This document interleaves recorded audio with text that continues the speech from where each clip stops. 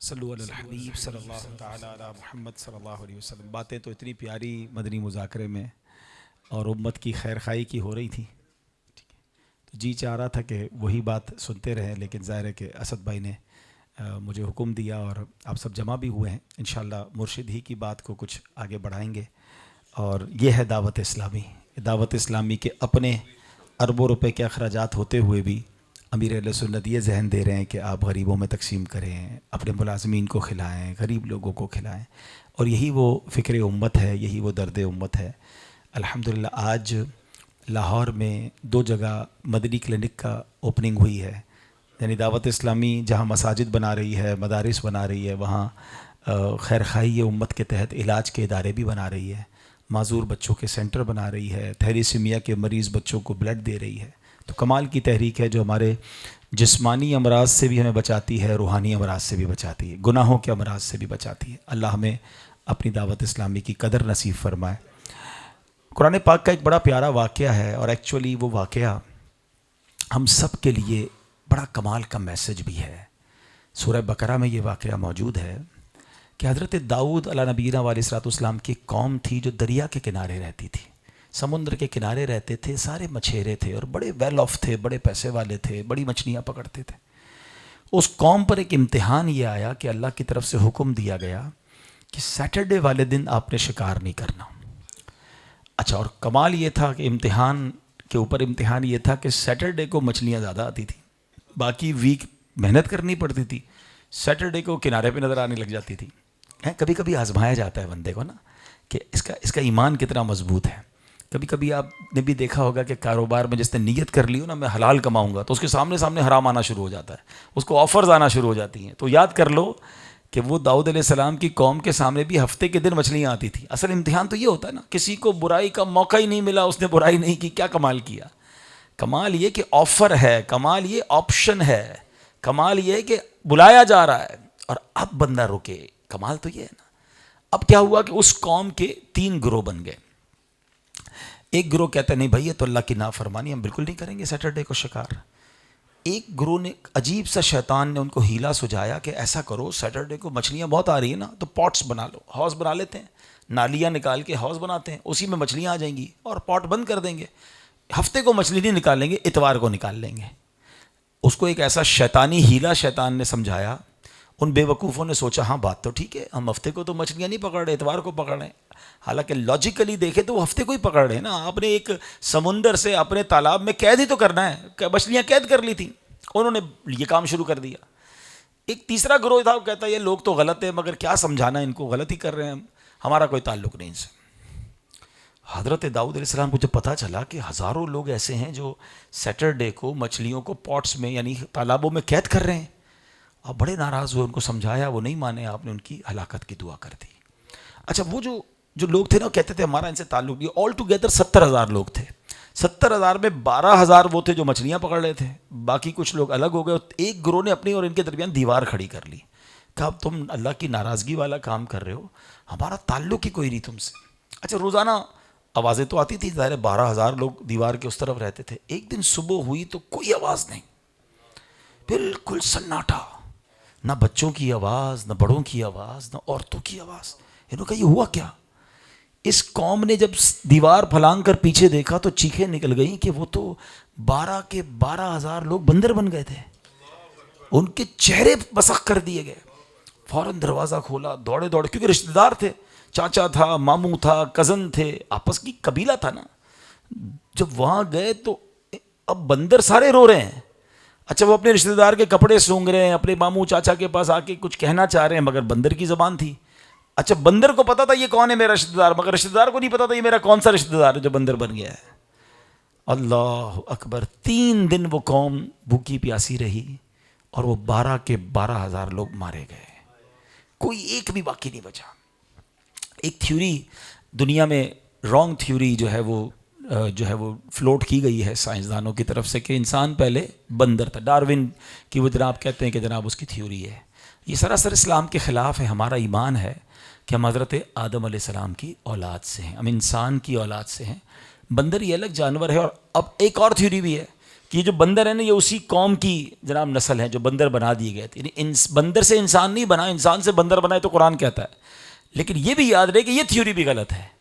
اس قوم کی نسل میں کوئی باقی نہیں بچا. یہ اللہ کا دستور ہے, اللہ کا قانون ہے کہ جب جس قوم پر عذاب نازل کیا نا اس قوم کی نسل نہیں بڑھی, وہ قوم برباد کر دی گئی, ختم, رپینش کر دی گئی. واٹ از ان کا قصور کیا تھا, مسٹیک کیا تھی, ہمیں یہ پکڑنا ہے نا. قرآن میں پچھلی قوم کے واقعات کیوں آئے؟ تاکہ ہم پڑھیں اور لیسن لیں. ایسے تھوڑی اسٹوری بیان کرنے کے لیے آئے. یہ واقعات آئے اسی لیے کہ سرکار علیہ الصلوۃ والسلام کی امت کو کتنا زبردست پریولیج دے دیا کہ دیکھو پہلے یہ مسٹیکس ہوئی, تم مت کرنا, وہ برباد ہوئے, تم بھی برباد ہو جاؤ گے. یعنی دیکھ رہے کتنا ہمارے پاس ایک تجربے کی کتاب آ گئی کہ یہ تمام غلطیاں کرنے والوں کا حال کیا ہوا ہے. انگریزی کا ایک مشہور مقولہ ہے نا, do not try to invent wheel again, wheel is already invented. دوبارہ سے پہیہ ایجاد کرنے کی کوشش مت کرو, پہیہ ایجاد ہو چکا ہے, پہیے سے آگے چلو نا. ہمارا یہ تو پرابلم ہے, ہم سارے وہی تجربات کر رہے ہوتے ہیں جو بزرگ ہمیں منع کرتے ہیں مت کرو. ہم کہتے نہیں آپ کو ہوا ہوگا, مجھے نقصان نہیں ہوگا. پھر وہی غلطی کرتے ہیں, وہی نقصان اٹھاتے ہیں, پھر کہتے ہیں ابو ٹھیک کہتے تھے, دادا ٹھیک کہتے تھے, وہ مارکیٹ کے بڑے لوگ ٹھیک کہتے تھے. تو لوگوں کے تجربے سے فائدہ اٹھانا چاہیے, عقل مند لوگ یہ کہتے ہیں. تو قرآن کہہ رہا ہے کہ قوموں نے یہ غلطیاں کی, تم نہ کرنا. اب یہ حضرت داؤد کی قوم جو برباد ہوئی نا, ریزن کیا تھا؟ حرام کمایا نا, اللہ کی نافرمانی کی, منع کیا وہ کام کیا, اور پھر شیطان کا ہیلا. شیطان نے سمجھایا تو کہا ٹھیک ہے, نبی کہہ رہے ہیں غلط ہے, شیطان کہہ رہا ہے ٹھیک ہے. یہاں آج ایسا ہی ہو رہا ہے, عجیب عجیب قسم کے شیطان نے ہیلے دماغوں میں ڈالے ہوئے ہیں کہ بھائی یہ تو سود نہیں, یہ تو انٹرسٹ ہے, پروفٹ ہے, فلاں چیز کا. بھائی علماء سے پوچھے, علماء بتائیں گے, ہم بینکر فیصلہ کرے گا کہ یہ سود ہے کہ نہیں ہے. بینکر مفتی ہے یا مفتیان کرام سے اسلام کا حکم کون بیان کرے گا؟ ہمارا مینیجر کہتا ہے نہیں صاحب یہ جائز ہے, مینیجر فتویٰ دے گا یا مفتی صاحب فتویٰ دیں گے؟ شراب کیوں اب نئی کہانی آ رہی ہے, شراب ہی نہیں, الکوہل ہے, وہ تو الگ خمر تھی. اب دیکھیں ایسے بدبخت لوگ آئے ہیں جو مسلمان, یہ مرنے کے بعد ان کا بنے گا کیا؟ میں تو یہ سوچتا ہوں کبھی کبھی کہ ایک جملہ کہہ کے سوشل میڈیا پہ نکل جاتے ہیں, نہ جانے کتنے نوجوان عمل کرنا شروع کر دیتے ہوں گے کہ یار فلاں مولوی تو کہہ رہا ہے, فلاں اسکالر تو کہہ رہا ہے. وہ اسکالر ہے بھی کہ نہیں؟ لیکن اچھا پردہ, چونکہ بے حیائی پھیلانی ہے نا تو کچھ نہ کچھ تو ہیلا لائیں گے. بھائی پردہ تو آنکھوں کا ہوتا ہے, بھائی کس نے کہا آنکھوں کا ہوتا ہے؟ سرکار دو عالم قرآن کہتا ہے کہ اپنے جسموں پر پردہ ڈال کر رکھو. قرآن کہتا ہے, حدیث پاک میں نبی پاک علیہ الصلوۃ والسلام نے فرمایا, صحابہ کرام نے امہات المومنین کے بارے میں عرض کر دیا کہ حضور آپ کی امہات المومنین جو ہے وہ پراپر طریقے سے, وہ جو یہیں پہلے نہیں ہوتا ہوگا کہ بھائی اب پراپر لباس, پراپر اور حجاب. تو آپ سوچیں کہ اس طرح اگر ہمارا دین ہمیں سکھا رہا ہے, صحابہ سکھا رہے ہیں, آج کے چند لوگ آ کے کہہ دیتے کہ نہیں جناب پردہ تو آنکھوں کا ہوتا ہے. یہ ہیلے ہیں اسلام سے دور. اب دیکھیں ابھی رمضان آ رہا ہے نا, پھر کچھ لوگ آئیں گے کہیں گے تراویح تو ضروری نہیں ہے, تراویح تو سنت ہے, نہ پڑھے کوئی بات نہیں. مولویوں نے مشکل کیا ہوا ہے. یار برس سے صدیوں سے مسجدیں آباد ہیں, وہ بیچارہ بھی مسجد میں آ جاتا ہے جو پورا سال نہیں آتا. اب آپ چاہتے ہیں وہ بھی نہ آئے رمضان میں, تو اس کو کہتے ہیں بھائی تراویح بھی نہیں پڑھنی. بھائی ہم نے کب کہا تراویح فرض ہے؟ لیکن آپ نماز سے دور کر رہے ہیں, آپ سجدوں سے دور کر رہے ہیں. آپ کہیں کہ تراویح کی برکتیں ہیں, تراویح پڑھیں گے تو ثواب ملے گا, اتنی دیر مسجد میں گزارو گے گناہوں سے بچو گے. مگر چیزوں کو نارملائز کیا جا رہا ہے, یہ ہماری نوجوان نسل سمجھ نہیں رہی ہے.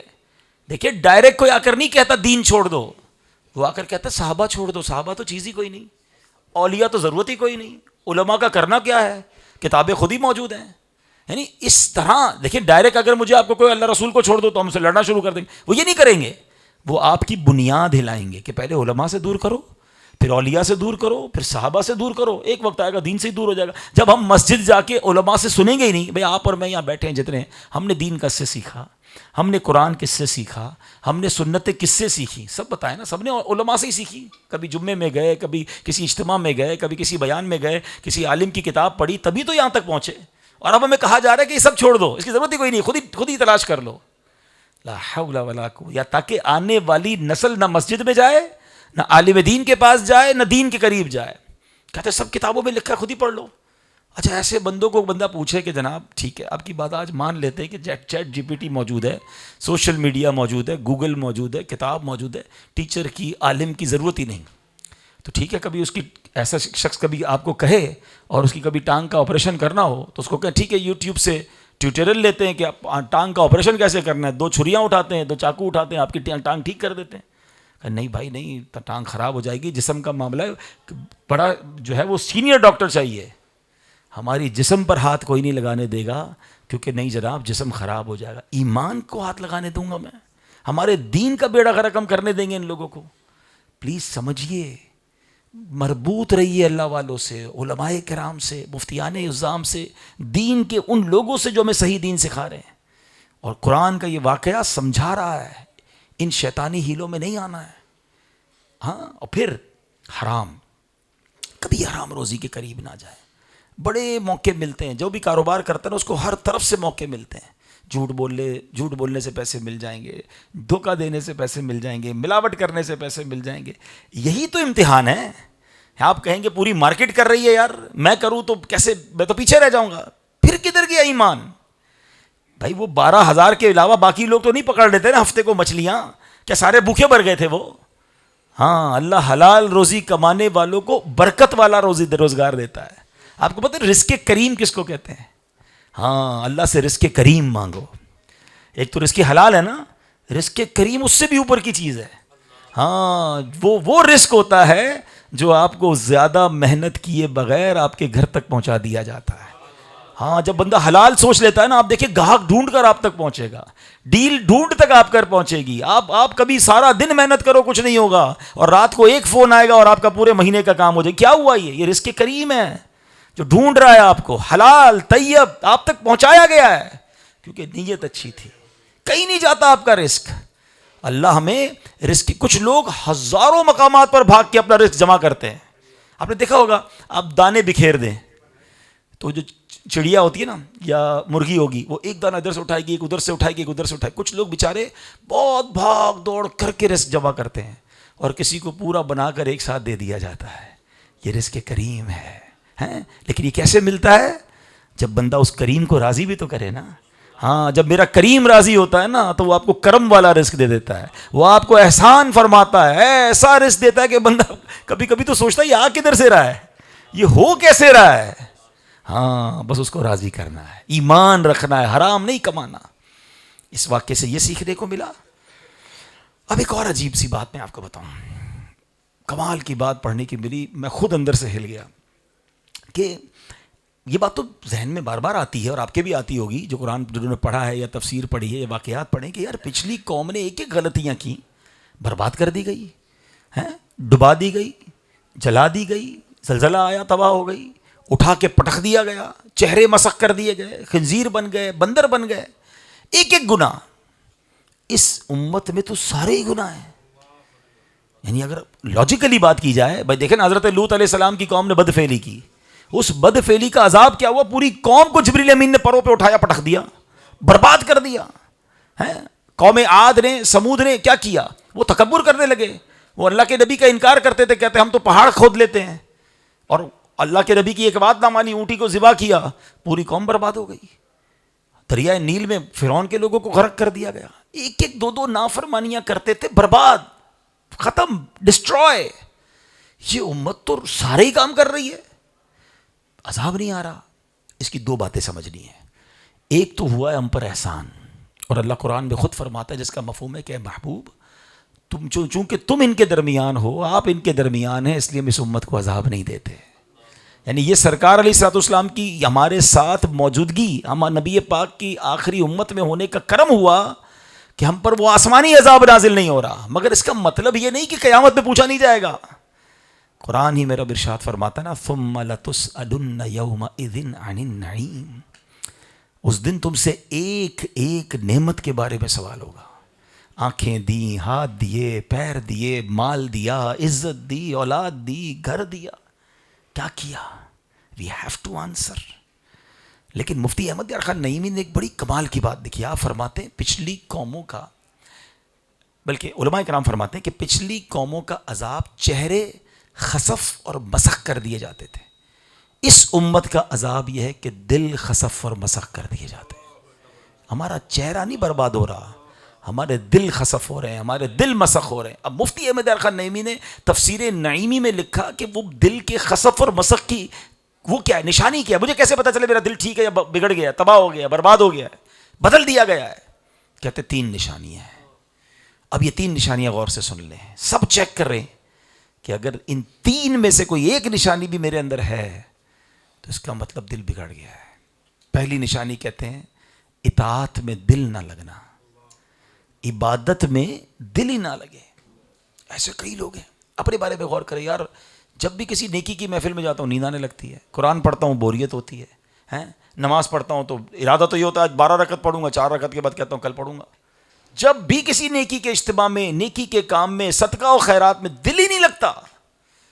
اگر کسی کا معاملہ ایسا ہے نا تو دس از دا انڈیکیٹر کہ دل کہیں مسخ تو نہیں کر دیا گیا. حالانکہ یہ طے ہے کہ اللہ کے ذکر ہی میں دلوں کا چین ہے. الا بذکر اللہ تطمئن القلوب. اللہ فرماتا ہے بے شک اللہ کے ذکر میں دلوں کا چین ہے. جب دلوں کا چین اللہ کے ذکر میں تو مجھے کیوں نہیں آ رہا چین؟ اس کا مطلب دل میں پرابلم ہے نا، ذکر میں تو پرابلم نہیں ہے نا. غور کر رہے ہیں؟ یعنی قرآن کہہ رہا ہے، اللہ فرما رہا ہے کہ میرا ذکر تمہارے دلوں کا چین ہے، اور میں ذکر کرتا ہوں مجھے بے چینی ہو رہی ہے، مسجد میں دل نہیں لگ رہا ہے، بھاگنے کو جی چاہتا ہے، نیند آتی ہے، بوریت ہوتی ہے. It means there is some thing wrong in my heart. یہ کیسے ہو سکتا ہے؟ اس کا علاج بتاتا ہوں، لیکن پہلے ریئلائز تو کر لیں، ڈائگنوز تو کریں. مفتی صاحب دوسری وجہ بتاتے ہیں دل مسخ اور بگڑنے کی. تفسیر نعیمی میں لکھتے ہیں کہ گناہ کا خوف ختم ہو جاتا ہے. گناہ ہوتا ہے، گناہ کرتا ہے، کوئی ملال نہیں، کوئی خوف نہیں، کوئی ٹینشن نہیں. سچ بتائیں یہ حال نہیں ہو گیا؟ آج کل خوف تو دور کی بات، گناہ کو انجوائے کیا جا رہا ہے، گناہ کو پروموٹ کیا جا رہا ہے، گناہ کو سیلیبریٹ کیا جا رہا ہے، گناہ کو آگے شیئر کیا جا رہا ہے. یعنی یار پہلے ہم سنتے تھے بندے سے گناہ ہوتا تھا، روتا تھا، اللہ سے معافی مانگتا تھا، یا اللہ رات ہو گیا گناہ. اب تو گناہ کر کے شیئر کر رہا ہے بندہ. کہ میں نے یہ فلم دیکھ لی، اب آپ دیکھیں سوشل میڈیا پہ. میں نے یہ ڈرامہ دیکھا، آپ دیکھیں. میں نے بے حیائی دیکھی، آپ دیکھیں. میں فلاں غلط جگہ پر ہو کر آیا، اب آپ دیکھیں. دوستوں کو جمع کر کر کے برائیوں کے اڈے پہ لے جاتے ہیں لوگ. آج کیا ہو رہا ہے پورے لاہور میں؟ گناہ پروموٹ ہو رہے ہیں نا. یعنی کیا نہیں ہو رہا کہ بلا بلا کے لوگوں کو کہ ہماری چھت پہ آؤ، آج چھت اویلیبل ہے، آج گھر اویلیبل ہے، آپ کے لیے سارا انتظام اویلیبل ہے. یار ایک میرا گناہ کافی تھا، میں اس پہ توبہ کر لیتا، اب لوگوں کو جمع کر کے گناہ کروائے جا رہے ہیں. یہ دل مسخ ہونے کی نشانی نہیں تو کیا ہے؟ کہ گناہ دیکھیں، یاد رکھیے گا، الندم التوبہ، شرمندگی توبہ ہے. گناہ تو ہم سب سے ہوتے ہیں، ہم انسان ہیں، ہم پتلے ہیں گناہوں کے. مگر توبہ، شرم تو ہو نا کہ ہو گیا گناہ گار ہوں میں، خطا کار ہوں، یا اللہ معاف کر دے. لیکن جس کے دل میں احساس ہی نہیں گناہ کا، معافی کب مانگے گا؟ احساس جرم جو ہے نا، احساس گناہ، یہ بڑی برکت ہے، یہ انشاءاللہ کبھی نہ کبھی توبہ کروا دے گی. لیکن جس کو یہ احساس ہی نہیں، وہ اپنے گناہ کو گناہ ہی نہیں سمجھ رہا. اب آپ کہیں گے نہیں یار ہم ایسے نہیں ہیں. چلے میں ایک اور مثال دیتا ہوں. کتنے گھر ہیں ایسے لاہور میں، بلکہ پاکستان میں، مجھے کہتے ہوئے مزہ نہیں آ رہا، شاید کروڑوں ہوں گے، کہ جہاں روز صبح الارم تو بجتے ہیں مگر اسکول جانے کے بجتے ہیں یا آفس جانے کے بجتے ہیں، فجر کے لیے الارم نہیں بجتا. پورا گھر ایسا ہے کہ جہاں کوئی بھی فجر نہیں پڑتا. صبح ہوتی ہے اور سارے گھرانے کی نماز قضا ہو جاتی ہے. یعنی یہ کیسی صبح ہے اس گھر کی کہ سارے گھر والے صبح ہوتے ہی اللہ کو ناراض کر چکے ہیں. اسٹارٹ آف دا ڈے کہتے ہیں اچھا اسٹارٹ ہونا چاہیے. یہ کیسا اسٹارٹ ہے؟ حالانکہ سب سے پہلا فرض نماز ہے. اچھا ایسا نہیں کہ وہ دوپہر تک سوتے رہتے ہیں، آدھے گھنٹے بعد سب نے اٹھنا ہے. کوئی اسکول کے لیے اٹھ رہا ہے، کوئی کالج کے لیے اٹھ رہا ہے، کوئی آفس کے لیے اٹھ رہا ہے. صرف وہ آدھا ایک گھنٹہ پہلے نہیں اٹھ رہے کہ جو سب سے پہلا فرض تھا. پریورٹی نہیں ہے نا. اسکول کی پریورٹی ہے، کبھی نہیں جاتی اسکول، کبھی آفس نہیں جاتا. لوگ کہتے ہیں آنکھ نہیں کھلتی کبھی آپ کی 6 بجے فلائٹ ہو، 3 بجے ایئرپورٹ پہنچ جائیں گے. کبھی تو کوئی کہے یار میری فلائٹ اس لیے مس ہو گئی کہ آنکھ نہیں کھلی. نہیں، فلائٹ کیسے مس ہوگی؟ ٹرین کیسے مس ہوگی؟ ایمبیسی کا انٹرویو نہیں مس ہوگا. 3 بجے 4 بجے لوگ ایمبیسی کے باہر لائن میں لگے ہوتے ہیں. اٹ مینس اس کی پریورٹی ہے. نماز کی پریورٹی نہیں ہے. یعنی آپ سوچے تو صحیح کہ پورے گھر میں ایک بھی نماز نہیں پڑھ رہا صبح کی. نہ کریں ایسا. یہ وہی تو دل مسخ ہے کہ اچھا چلے فجر چلی گئی، بہت برا ہوا، کوئی افسوس، کوئی ٹینشن، کوئی اٹھنے کے بعد سر پکڑ کے بیٹھا ہے کہ ناشتے پہ سب افسردہ بیٹھے ہیں کہ ابو جی آج فجر چلی گئی. nobody cares, even nobody talk about it، کیونکہ ظہر بھی قضا ہونی ہے. فجر کے بعد ظہر کا بھی پلان نہیں ہے. یعنی یہ کیسا گناہ کر دیا، کیسی روٹین اور نارملائز کر دیا ہم نے کہ گناہ کا ملال تک نہیں ہے. حالانکہ شرم، یہ شرم بھی توبہ ہے. کیا خوبصورت شعر غالباً مولانا حسن رضا خان صاحب کا ہے نا، مجھے بہت پسند ہے یہ شعر. ندامت حشر میں آسیوں تم ساتھ لے جانا.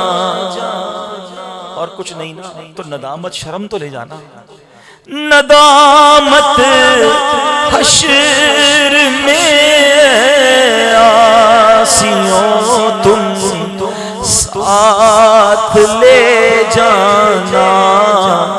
سنا ہے شرم والوں کو وہ شرمایا نہیں کرتے.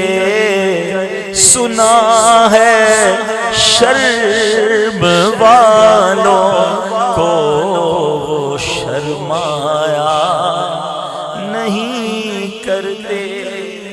تو اللہ مجھے اور آپ کو اپنے گناہوں پر شرم عطا فرمائے, گناہوں کا خوف نصیب فرمائے, تبھی تو توبہ ہوگی نا یار.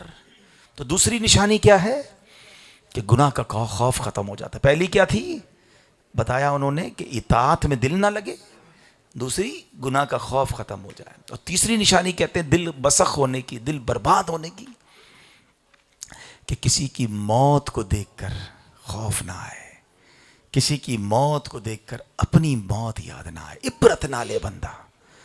سچ بتاؤ کیا حال ہو گیا ہے, جنازے پہ کھڑے ہو کے لوگ کاروباری باتیں کر رہے ہوتے ہیں. جنازہ فارمیلٹی ہے یار, اس لیے جانا ہے, نہیں جاؤں گا تو ناراض ہو جائیں گے. بس ذرا ہاتھ میں ابھی آیا جنازہ, جنازے سے سیدھا ڈنر پہ آ رہا ہوں, جنازے سے فارغ ہو کے سیدھا پارٹی میں آ رہا ہوں, یعنی جنازے سے پارٹی میں جا رہا ہے. کیوں خیال نہیں آ رہا کہ کسی کو میں دفنا کے آیا ہوں, کل میری باری آنے والی ہے. آج کسی کا مسجد میں اعلان ہوا کہ قضائے الہی سے انتقال ہو گیا, کل میرا اعلان ہوگا. اچانک میں آج ہفتہ ہے نا, کل میں الحمدللہ کراچی میں قبرستان گیا تھا والدین کی قبر پر حاضری دینے. تو میں نے اتنی قبر دیکھی, اتنی چھوٹی سی, 2 قبریں تھیں. اتنی چھوٹی کسی قبر ہوتی ہے, بچوں کی ہوتی ہے نا. اٹ مینز بچے بھی جا رہے ہیں, جوان بھی جا رہے ہیں, بوڑھے بھی جا رہے ہیں. ایک فارمولہ یاد رکھیں, دنیا میں ہم ایک سیکوینس سے آئے. پہلے میرے دادا آئے, پھر میرے والد آئے, پھر میں آیا, پھر میرے بچے, پھر اس کے بچے. یہ ایک سیکوینس ہے نا. جانے کی یہ سیکوینس, یہ ترتیب ضروری نہیں ہے. دادا دنیا میں ہوتا ہے, پوتا چلا جاتا ہے, باپ ہوتا ہے, بیٹا چلا جاتا ہے. یہ کیوں ہمیں خیال نہیں آتا کہ آگاہ اپنی موت سے کوئی بشر نہیں. سامان 100 برس کا ہے, پل کی خبر ہے. گھر بناتے وقت کیا کہتے ہیں, ذرا بنیاد مضبوط ڈالنا, 50-100 سال چلنا چاہیے. ہائے ہائے, ہم رہیں گے 50-100 سال, اپنی بنیاد کہاں ہے. اچھا یہ جو میں کہہ رہا ہوں نا, سامان 100 برس کا ہے, پل کی خبر نہیں, یہ بچپن سے شعر سنا تھا, اب تو ہم وٹنس کر رہے ہیں. کیسے؟ سوشل میڈیا پہ اب ویڈیوز آ گئی ہیں, آپ سب نے دیکھی ہوں گی. چلتے چلتے بندہ گرا مر گیا ہے, بیٹھے بیٹھے گر گیا. نماز پڑھتے پڑھتے آپ نے ماشاءاللہ کچھ لوگوں کی اموات دیکھی. کوئی ماشاءاللہ ہم نے دیکھا مبلغ ہیں, درود پاک پڑھتے پڑھتے چلے گئے, وہ اللہ نے اچھی موت دی. لیکن یہ سمجھ آ رہا ہے کہ کیسے مرنے والے کو 1 سیکنڈ پہلے پتہ نہیں تھا. فٹ بال کرکٹ کے میدان میں لوگ مر رہے ہیں, اس کی ویڈیوز آ رہی ہیں نا. اب میرا آپ سے سوال ہے, اسپورٹس مین کیسے مر گیا؟ سب سے زیادہ فٹ ہوتا ہے, بھاگ رہا ہے, دوڑ رہا ہے, کولیسٹرول لیول ٹھیک, سب چیزیں ٹھیک ہیں, جم جا رہا ہے, کھیلتے کھیلتے مر گیا. اس کا مطلب کیا ہے کہ کچھ بھی کر لے جو کرنا ہے, آخر موت ہے, ایک دن مرنا ہے, آخر موت ہے. ڈاکٹر کہتا ہے 4 دن سے زیادہ نہیں بچے گا, اور وہ بندہ 4 سال گزار لیتا ہے. اور ڈاکٹر کہتا ہے 100% فٹ, سارے ٹیسٹ کلیئر, رات سوتا ہے صبح نہیں اٹھتا. اس کا مطلب کیا ہے یہ سارے ٹیسٹ اپنی جگہ, مگر جب وقت آئے گا تو کوئی نہیں بچا سکے گا, اور وقت نہیں تو کوئی مار بھی نہیں سکے گا. ہاں, موت سب سے بڑی حفاظت ہماری موت ہی ہے. آپ کے ساتھ, میرے ساتھ کئی بار آپ گرتے گرتے بچے, ایکسیڈنٹ میں بچے, مرتے مرتے بچتے ہیں. یہ کیوں بچ رہے ہیں؟ ابھی ٹائم نہیں آیا. جس دن ٹائم آئے گا نا, ہلکا سا واقعہ ہوگا, ہم چلے جائیں گے, وہ ہمارا بہانہ ہوگا جانے کا. تو اب جب اتنا لائٹ فرق ہے میرے اور موت کے درمیان, یعنی مجھے یہ نہیں پتا کہ میں اسد بھائی کے آج گھر پہ آیا ہوں, یہاں سے باہر زندہ نکل سکوں گا کہ نہیں, آپ کو بھی نہیں پتا. آپ کہیں نہ کہیں حقیقت یہی ہے کہ وی ہیو نو گارنٹی کہ آج ہم رات اپنے گھر پہنچیں گے کہ نہیں. یہ اتنا ڈفرنٹ, اتنا لائٹ سلائٹ ڈفرنس ہے موت اور زندگی میں. تو پھر سچ بتاؤ عقل مند کون ہے کہ وہ موت کی تیاری ساتھ لے کے چلے ہیں؟ اگر کسی کو یہ کہا جائے کہ بھائی آپ کو کبھی بھی بلاوا آ جائے گا, آپ کو ٹریول کرنا ہے, ریڈی رہنا. تو آپ دو کام کریں گے, اپنی گاڑی میں بیگ رکھیں گے اور جیب میں پاسپورٹ رکھیں گے, کیونکہ کبھی بھی فون آ جائے گا تو میں سیدھا ایئرپورٹ نکل جاؤں گا. عقل مند تو یہی کرے گا نا. تو یہاں تو فون آئے گا, وہ تو فون بھی نہیں آئے گا, کچھ بھی میسج نہیں آئے گا, اور اگلے لمحے ہم چلے جائیں گے. تو عقل مند کون ہے کہ لگیج ریڈی رکھے, تیاری رکھے کہ قبر میں رات گزرے گی تو بھی میں رب کو راضی کر لوں گا. اور وہاں کیا لگیج کام آئے گا؟ وہاں اعمال کام آئیں گے, وہاں نیکیاں کام آئیں گی. یہ تین جب سے میں سچ بتا رہا ہوں, میں نے آپ کو تو بیان کر دیا, میں تیسری بار یہی وہ ٹاپک بیان کر رہا ہوں. میں نے جب سے یہ پڑھا ہے نا کہ دل خسف اور مسخ کر دیے جاتے. اس قوم کا عذاب یہ کہ چہرے نہیں بگاڑے جاتے, دل بگاڑ دیے جاتے ہیں. اپنے اپنے دل کو چیک کرو یار, کہیں دل بگاڑ تو نہیں دیا گیا, کہیں یہ میرے اعمال کا عذاب دل پر تو نہیں آ گیا. اگین ریپیٹ کر رہا ہوں, عبادت میں دل نہیں لگتا, گناہ کا خوف نہیں ہوتا, گناہ پہ شرمندگی نہیں ہوتی, اور کسی کی موت دیکھ کر بندہ عبرت نہیں پکڑتا. تو یہ تین نشانیاں ہیں دل مسخ ہونے کی. اگر ہم میں سے کوئی ایسا ہے تو توبہ کریں, اللہ سے معافی مانگیں, اللہ سے کہیں مولا دل مت بگاڑیو مالک, بگڑ گیا تو سدھارنا بھی تیرا ہی کام ہے, بنانا بھی تیرا ہی کام ہے, نور بھی تو ہی عطا کر دے اس دل میں. میں اس بگڑے ہوئے دل کے ساتھ قبر میں گیا تو مارا جاؤں گا. گناہ ہو جائیں فوراً توبہ کریں. اچھا, ایک جو شروع میں نے بات کی تھی نا کہ عبادت میں دل نہیں لگتا, میں اس کا فارمولہ آپ کو بتا دیتا ہوں, اس کا حل بتا دیتا ہوں. جس کو بھی یہ فیل ہوتا ہے نا کہ یار مجھے ذکر میں لطف نہیں آتا, مجھے اللہ رسول کی بات میں مجھے ٹینشن ہوتی ہے, بوریت ہوتی ہے, بھاگنے کو جی چاہتا ہے. دیکھیں, بیماری سے بھاگے نہیں, پہلے ڈائگنوز کرے کہ ہاں ایسا ہے. کسی اور کو نہ بتائیں, اپنے آپ سے تو جھوٹ نہ بولے نا, اپنے آپ سے تو سچ بولے کہ ہاں یار یہ پرابلم تو ہے. مجھے 3 گھنٹے کی فلم دیکھنے میں کوئی پتہ مسئلہ نہیں ہوتا, 10-15 منٹ میں کسی اچھی محفل میں بیٹھ جاؤ تو بھاگنے کو جی چاہتا ہے. تو اب پرابلم آ گیا نا, اب میں سولوشن بتاتا ہوں. سولوشن اس کا یہ ہے کہ آپ سمجھ لیں کہ میں بیمار ہوں, میرے دل پہ گناہوں کا خول چڑھ گیا ہے, جس کی وجہ سے مجھے عبادت میں مزہ نہیں آ رہا. اب اس کو میں دنیاوی ایگزامپل سے سمجھاتا ہوں کہ جب آپ میں سے کسی کو بخار ہو جاتا ہے تو کیا ہوتا ہے, منہ کڑوا ہو جاتا ہے, کھانا اچھا نہیں لگتا, ٹھیک ہے نا, اور بچے بھی اچھے نہیں لگتے, فیملی بھی اچھی نہیں لگتی. میں کہتا میرے سے کوئی بات نہ کرو, ابھی طبیعت ٹھیک نہیں ہے. لیکن ہم کیا کرتے ہیں, نہ گھر چھوڑ کے جاتے ہیں نہ کھانا چھوڑتے ہیں, کڑوا کھانا ہی کھاتے رہتے ہیں. ہمیں پتہ ہے تھوڑے دنوں کی بیماری ہے, جس دن بخار ختم ہوا کھانا بھی اچھا لگے گا, فیملی بھی اچھی لگے گی, گھر بھی اچھا لگے گا. ایسا ہی ہے نا, ہمیں پتہ ہے نا کہ بیماری ہٹے گی تو پھر لذت آ جائے گی. ایگزیکٹلی دل پر اگر گناہوں کا خول چڑھ گیا ہے اور عبادت میں لطف نہیں آ رہا تو کیپ گوئنگ, ذکر کرتے رہیں, عبادت کرتے رہیں, نماز پڑھتے رہیں, مسجد چھوڑ کے بھاگنا نہیں. بیٹھے مت, تکلیف ہو رہی ہے نا, ہونے دے تکلیف. ذکر میں نیند آ رہی ہے, کرتے رہیں ذکر, بھاگے نہ بھاگنا, کیونکہ علاج چل رہا ہے. مریض ہاسپٹل چھوڑ کے چلا جائے گا تو علاج کیسے ہوگا؟ ہاں, اس ہاسپٹل میں لگے رہنا, یا اللہ سے مانگو یا اللہ یہ مجھے مزہ نہیں آ رہا, تو نے مزہ دینا ہے. واللہ کچھ دن لگیں گے, جس دن یہ خول اترانا, جس دن یہ زنگ اترا, آپ کو ذکر الہی میں لطف آنے لگ جائے گا, آپ کو ہر دعا میں آنسو آئیں گے, آپ نعت سنیں گے, آپ کو جھوم اٹھیں گے, آپ کا ہر سجدہ آپ کے درجے بلند کرے گا. آپ تلاوت کے لیے قرآن کھولیں گے, آپ کہیں گے سورہ یاسین پڑھنی, آپ کہیں گے چلو یار سورہ ملک بھی پڑھ لو, سورہ رحمان بھی پڑھ لو. آپ کو فیل ہوگا نا I'm involving, اب مجھے لطف آ رہا ہے. اس دن کا انتظار کرنا, بھاگنا نہیں ہے. اگر مجھے دل صاف کرنا ہے تو مجھے اللہ کے ذکر سے ہی دل کو ٹریٹ کرنا ہے. الا بذکر اللہ تطمئن القلوب, بے شک اللہ کے ذکر ہی میں دلوں کا چین ہے. میرا دل بگڑ گیا تو میں جاؤں گا کدھر؟ اے رب کے حبیبا,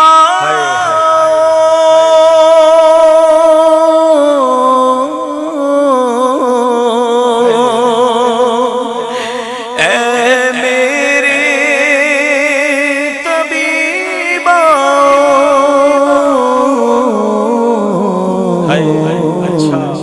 اچھا یہ گناہوں کا بیمار نہیں ہوتا, افسوس ندامت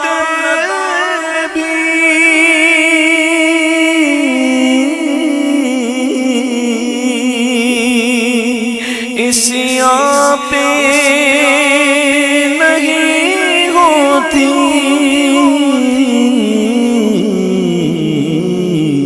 نیکی کی طرف طرف مائل بدکار نہیں ہوتا. اب تو وہ مہینہ آنے والا ہے جو بخشش کروانے والا ہے. اگر اس کے اندر بھی گناہ کی عادت لے کر چلا گیا تو کیا بنے گا؟ رمضان جہاں بڑی برکتیں لاتا ہے نا، وہاں رمضان کی بے ادبی اللہ کو ناراض بھی بڑا کرتی ہے. اس کو ایسے سمجھے نا، کوئی بندہ بحریہ ٹاؤن میں کھڑے ہو کے گناہ کرے، گناہ ہے، مگر مسجد میں جا کے گناہ کرے اور سخت ہو جائے گا نا. کوئی لاہور میں گناہ کرے، گناہ ہے، مگر مکے میں جا کے گناہ کرے اور شدید ہو جائے گا نا. کوئی عام مہینوں میں گناہ کرے، گناہ ہے، لیکن رمضان میں گناہ کرے وہ بڑا شدید ہو جائے گا، وہ اللہ بڑا ناراض ہو جائے گا. حدیث پاک ہے، میرے آقا فرماتے ہیں جو رمضان میں ایک گناہ کرے اللہ اس کے پورے سال کے ایک سال کے اعمال برباد کر دیتا ہے. ایک گناہ رمضانوں میں بھی چل رہا ہے، گھومنا پھرنا، کہ ہم تو ہماری زبان پر جھوٹ، اگر زبان پر غیبت ہے، زبان پر بہتان ہے، زبان پر دل آزاری ہے، تو رمضان میں بھی چل رہی ہوتی ہے. تو کانشیس ہو جائیں، تیار ہو جائیں کہ رمضان میں رحمتیں لوٹنی ہیں، گناہ نہیں کرنے، نافرمانی نہیں کرنی، اس میں تو بخشش حاصل کرنی ہے. تو رمضان عبادت میں گزاریں، رمضان اچھے ماحول میں گزاریں. دعوت اسلامی پورے مہینے کا اعتکاف آفر کرتی ہے. اللہ کرے تو ایک مہینے کا اعتکاف کر لیں، نہیں کر سکتے تو کم از کم روزانہ فیضان مدینہ ان اللہ والوں کے ساتھ بیٹھ تو جائیں نا. ادھر ادھر گھومنے سے بہتر ہے. روز سحری افطاری پارٹیاں ہو رہی ہیں، روز کہیں، اس چکر میں تو ہم عبادت نہیں کر پاتے. پرابلم پتہ ہے کیا ہے؟ رمضان میں نوجوانوں کی بلکہ سب کی میٹنگ ہو رہی ہے، سوال کیا ہوتا ہے؟ ہاں بھائی آج افطاری کدھر کرنی ہے؟ اچھا سحری کدھر کر رہی ہے؟ کمال ہے. اور کوئی بات بھی تو کر لو بھائی. عبادت کب کرنی ہے؟ تراویح کہاں پڑھنی ہے؟ تلاوت کہاں کرنی ہے؟ دعا کہاں کرنی ہے؟ درس قرآن کہاں ہے؟ نہیں، سحری افطاری کہاں کرنی ہے؟ کمال ہے. یہ عبادت کے لیے آیا، یہ اللہ کو راضی کرنے کے لیے آیا مہینہ، ہمیں بخشوانے آیا ہے. کھانا تو ہو ہی جائے گا نا، مگر دماغ میں بات ہی ایک ہے، رمضان اس لیے نہیں آ رہا. Ramzan is not a food festival. Ramzan تو عبادت فیسٹیول ہے، ذکر فیسٹیول ہے، دعا فیسٹیول ہے، رحمتیں لوٹنے والا فیسٹیول ہے. کاش ان راتوں میں، ان دنوں میں ہم اللہ کو راضی کرنے والے بنے. تو اسی لیے تو دعوت اسلامی والے کہتے ہیں پورے مہینے کے لیے آ جاؤ اللہ کے گھر میں. چلو پورے مہینے کے لیے نہیں، کام کاج سے فارغ ہو کے چلے جائیں فیضان مدینہ. کیا رونق ہوتی ہے افطار کی دعائیں. ہم کھانا وانا کوئی لگژری نہیں کھلاتے، سادہ کھلاتے ہیں، مگر روحانی غذا بہت ساری مل جاتی ہے. جیسے ابھی مدنی مذاکرہ، آپ سوچیں کتنی پیاری باتیں ہو رہی تھی یار. ہم تھوڑی دیر پہلے سبھی دیکھ رہے تھے نا. یہ روز رمضان میں 2 بار ہوگا، عصر کے بعد بھی ہوگا، تراویح کے بعد بھی ہوگا. چلے کہیں نہیں جانا، بچوں کو جمع کرے، مدنی چینل آن کر کے بیٹھ جائیں، سب کی تربیت ہوگی نا. تو رمضان انشاءاللہ اللہ کی رضا میں گزاریں گے، پورے روزے رکھیں گے انشاءاللہ، پوری تراویح پڑھیں گے انشاءاللہ. رمضان میں نبی پاک علیہ الصلوۃ والسلام کا ایک اور خوبصورت انداز کہ آپ خوب صدقہ کرتے. حدیثوں میں آتا اتنا بانٹتے تھے جیسے تیز آندھی چلتی ہے، جو سائل آتا اس کو نوازتے تھے. اور یہی امیر علیہ سنت فرما رہے تھے نا کہ خوب نوازیں، بانٹیں، غریبوں میں بانٹیں، لوگوں کو کھانے کھلائیں، ان کے پیٹ میں اناج جائے تو خوب تقسیم کریں، کم نہیں ہوگا. ہاں نبی پاک کا وعدہ ہے. پیارے آقا علیہ السلام نے قسم اٹھا کر فرمایا کہ میں اللہ کی قسم کھا کر کہتا ہوں اللہ کی راہ میں خرچ کرنے سے مال کم نہیں ہوتا. تو پھر تو طے ہو گیا نا کہ میں جتنا بھی خرچ کر لوں. اچھا آپ اس کی سروے کر لیں، اپنے دوستوں میں دیکھ لیں، جو زکوٰۃ پوری دیتا ہے اگلے سال زیادہ دے رہا ہوتا ہے، جو زکوٰۃ کے علاوہ بانٹتا ہے اس کا علاوہ والا بھی بڑھ رہا ہوتا ہے. ہاں یہ سمپل فارمولہ ہے، بانٹتے جاؤ بڑھتا جائے گا، بانٹتے جاؤ. اب یہ ہمارا دل کتنا مضبوط ہے یہ دیکھنا ہے. تو اس مہینے میں خوب سخاوت کریں، زکوٰۃ پوری نکالیں. یہ بھی بڑا پرابلم ہو گیا ہے، یقین کریں بڑا پرابلم ہو گیا. لوگ نہیں نکالتے پوری زکوٰۃ، حساب ہی نہیں کرتے، لم سم نکال دی. چلو یار پچھلے سال 10 لاکھ دی تھی، اس بار 12 لاکھ دے تو ہو گئی. کیسے ہو گئی؟ آپ نے حساب تو کریں. گولڈ کا ریٹ بڑھ گیا، چاندی کا بڑھ گیا، اپنے کاروبار دیکھیں، اپنے سٹاکس دیکھیں. آپ کو نہیں آتا حساب، کسی مفتی صاحب سے مشورہ کر لیں. یہ فرض ہے، یہ مال کا میل ہے. اگر میل مال میں مل گیا پورے مال کو برباد کر دے گا. پوری زکوٰۃ زیادہ نکالے. تھوڑی دیر پہلے مذاکرہ آن لائن سن رہا تھا، میرے سے یہ فرما رہے تھے کہ 2,500 زکوٰۃ بنتی، 3,000 نکال دو، زیادہ نفل میں چلی جائے گی نا، کم نہیں ہونی چاہیے. اب پرابلم یہ ہے کہ لوگوں کی زکوٰۃ بہت بڑھ گئی. ایک صاحب تھے مجھے کہتے ہیں یار جب زکوٰۃ لاکھوں میں تھی نا تب دینا آسان تھی، اب زکوٰۃ کروڑوں میں ہو گئی نا، اب اصل امتحان شروع ہوا ہے. میں ایک دعا کیا کرتا ہوں، آپ کو اچھی لگے تو آمین کر دینا. میں تو اللہ کی بارگاہ میں دعا کرتا ہوں میرے مالک مجھے وہ مال نہ دینا جس کی زکوٰۃ بھاری پڑ جائے. کہہ دو آمین. اے اللہ وہ مال دے جس کی زکوٰۃ میں خوش دلی سے ادا کروں. ہاں خرچ کروں اور موج بھی کروں. اللہ کی راہ میں خرچ کرنے پہ دل پہ بوجھ کیوں آ رہا ہے؟ اللہ نے ہی تو دیا ہے اور اس کا وعدہ میں اور دوں گا. تو پھر کمال ہے. یعنی آپ کا کوئی باس ہو جہاں آپ کام کرتے ہوں وہ آپ کو کہے کہ بھائی مجھے ₹1,00,000 دے دو، تھوڑے دیر بعد 5 لاکھ لے لینا، تو آپ کہیں سر 5 لاکھ لے کے 25 دے دو نا، لاکھ دینے میں کبھی کمائے گا آپ کو؟ کہ یار وہ وعدہ کر رہا ہے. اچھا دنیا کا باس وعدہ کرے تو ہم خوشی خوشی دے دیں، میرے رب کے وعدے ہیں کہ میری راہ میں خرچ کرو میں تمہیں اور دوں گا. اللہ کے حبیب وعدہ فرما رہے کہ مال کم نہیں ہوگا. اچھا یہاں تو دیتا، اچھا کمال پتہ ہے کیا، یہاں بھی دیتا ہے. یعنی آپ دیکھیں اللہ کی راہ میں خرچ کرنے والے کا یہاں تو بڑھ رہا ہے بھائی، کام کمپلیٹ ہو گیا نا، کہ ادھر آپ نے دیا ادھر ہی ڈبل ہو گیا، 10 ٹائمز ہو گیا. اللہ فرماتا ہے قرآن میں کیا فرمایا رب نے، ہے کوئی جو اللہ کو اچھا قرض دے. علماء نے اس لفظ پر بڑی بحث کی ہے، من ذا الذی یقرض اللہ قرضا حسنا، ہے کوئی جو اللہ کو اچھا قرض دے. علماء کہتے ہیں لفظ قرض کیوں لایا گیا؟ اب سمجھیے ایک بات کو، میں آپ کے پاس 10 لاکھ روپے رکھواؤں اور تھوڑے دنوں بعد کو مجھے 2 لاکھ روپے دے دیں، تو یہ قرضہ دے رہے ہیں مجھے، میرے پیسے دے رہے ہیں مجھے؟ آپ نے کوئی احسان کیا مجھ پر؟ میرے پیسے میں نے رکھوائے، میں نے مانگ لیے 2 لاکھ اس میں سے. اللہ کہہ رہا ہے کوئی جو اللہ کو قرض دے. یا اللہ دیا تو نہیں ہے، قرض کیسا؟ علماء اس پر بڑی ڈیبیٹ کرتے ہیں، مفسرین ہیں نا، وہ کہتے ہیں لفظ قرض اس بات کی دلالت کرتا ہے کہ جب بندہ قرض دیتا ہے یقین رکھتا ہے کہ واپس ملے گا. اللہ فرماتا ہے مجھے ایسے نہ دو، مجھے قرضہ دو، اور اللہ آگے فرماتا ہے اللہ اس کو بڑھا کے تمہیں لوٹائے گا. یار اگر اس قرآن پر بھی ایمان نہیں ہے تو پھر کدھر ایمان جائے گا میرا؟ یہ طے. اچھا یہ تو ہو گیا، ایک ڈیل کنفرم ہو گئی کہ آپ نے 1,00,000 دیے، میں نے 5 لاکھ دے دیے، آپ کو ویسے ہی شکریہ ادا کرنا ہے میرا، چیپٹر کلوز. نہیں، یہ تو ادھر ڈیل ختم نہیں ہوئی، ادھر کا معاملہ باقی ہے. سرکار دو عالم علیہ السلام فرماتے ہیں جب بندہ اللہ کی راہ میں خرچ کرتا ہے اس کے ہاتھ سے نکلتا ہے اللہ کے دستے قدرت میں چلا جاتا ہے، اور اللہ تمہارے صدقے کو پالتا ہے جیسے تم جانوروں کو پالتے ہو. کوئی کھجور صدقہ کرے گا اللہ اسے پہاڑ جتنا عطا فرمائے گا. یعنی ملٹی پلائی اتنا ہو جائے گا کہ بندہ قیامت میں کہے گا یا اللہ یہ اتنا سارا تو نہیں دیا تھا میں نے. اللہ فرمائے گا میں نے تیرے صدقے کو بڑھایا ہے. سبحان اللہ، یہاں بھی دیا اور وہاں بھی دے گا. باقی بہت ساری، میں ساری رات صدقے کی فضیلت پر بیان کر سکتا ہوں، مگر ایک اتنی کمال کی حدیث ہے جو ہم سب کاروباری لوگوں کے لیے تو سمجھ لیں ایک گولڈن چانس ہے نا. حدیث پاک کا خلاصہ ہے حدیث قدسی.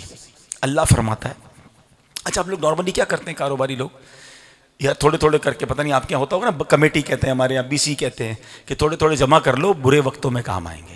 چلو اس کا بھی ایک جملہ سن لو، میں نے بھی پچھلے دنوں سیکھا یہ جملہ، یہ کہنا چھوڑ دیجئے کہ تھوڑے تھوڑے جمع کرو برے وقتوں کے لیے کام آئے گا. اس کا مطلب آپ برے وقت کا انتظار کر رہے ہیں نا.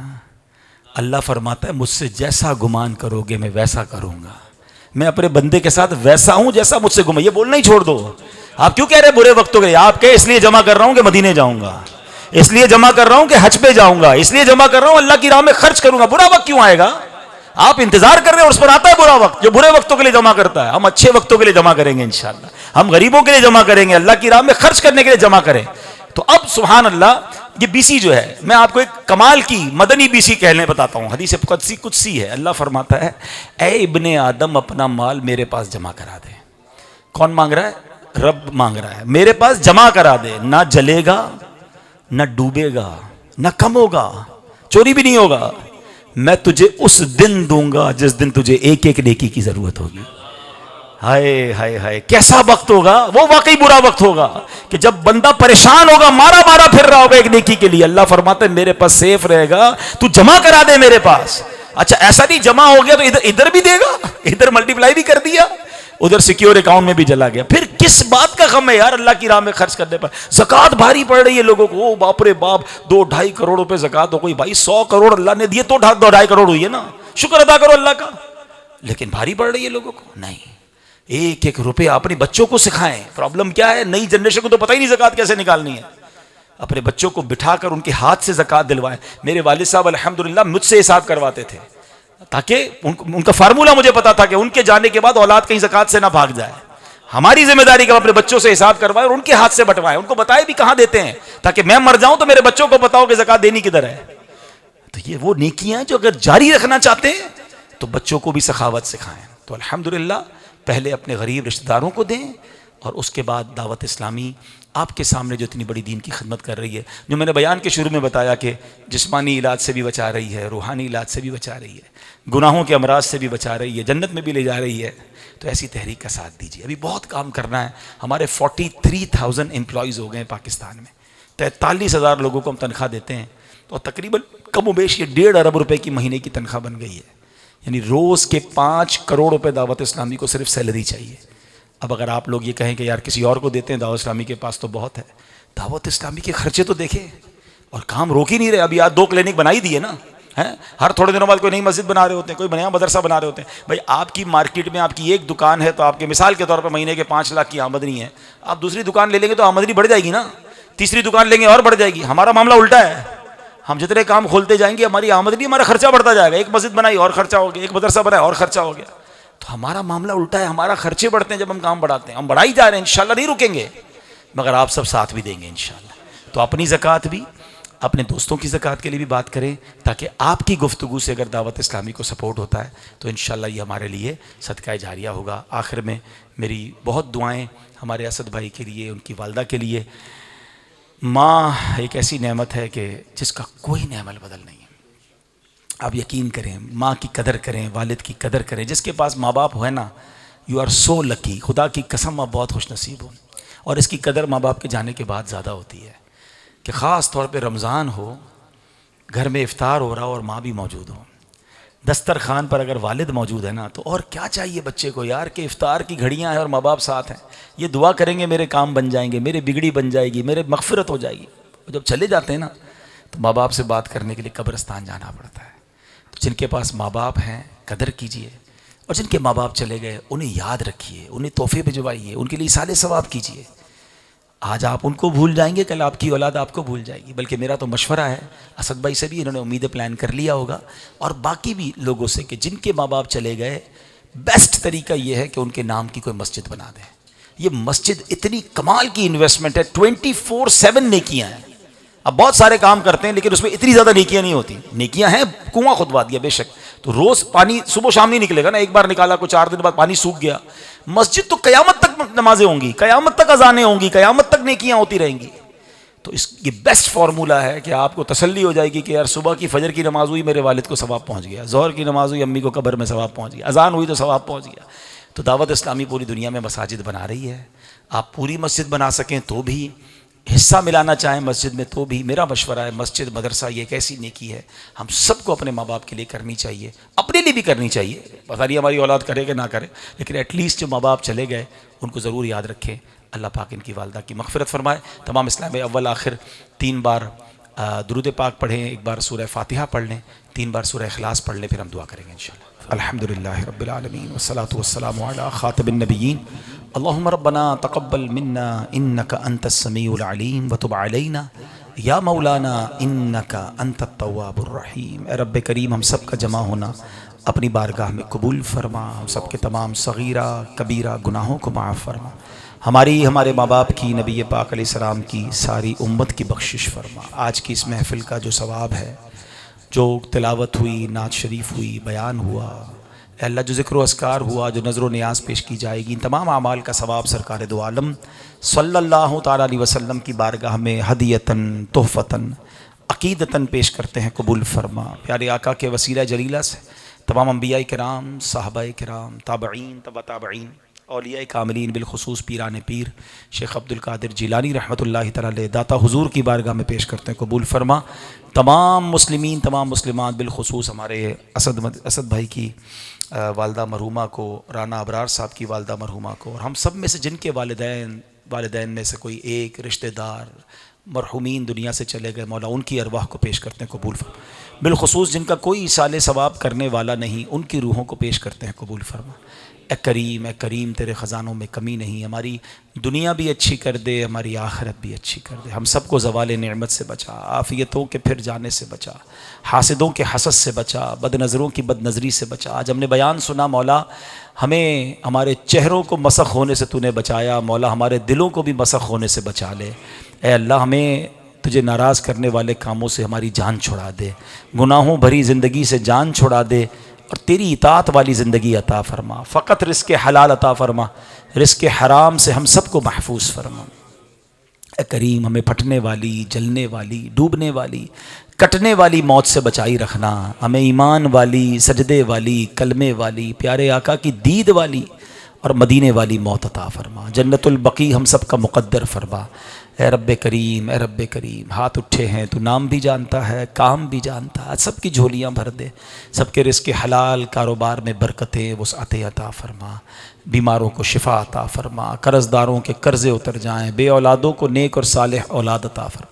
اسد بھائی کا یہ نیا گھر ان کے خاندان کے لیے برکت والا، رحمت والا، عافیت والا بنا دے۔ اللہ تو نے دنیا میں بڑے اچھے گھر دے دیے مولا، اب میں جنت کے گھر سے محروم نہ کیجیو، جنت میں بھی عالی شان محل نصیب فرما۔